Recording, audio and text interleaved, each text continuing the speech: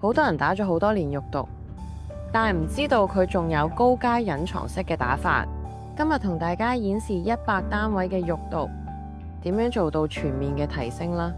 第一個點位喺我哋眼輪匝肌嘅內外側各取一個點位，一個點位嘅話係1到2個單位，咁樣就可以放大我哋嘅雙眼。第二個點位呢，喺我哋鼻翼邊，收縮一下我哋嘅鼻翼。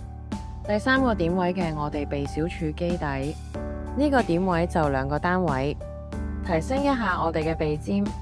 第四個點位嘅話，咁我哋降口角肌一般係1到3個單位，可以提升下我哋嘴角。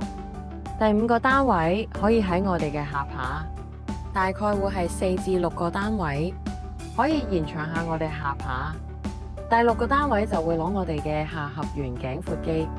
頸闊肌嘅話，大概要打5到7排。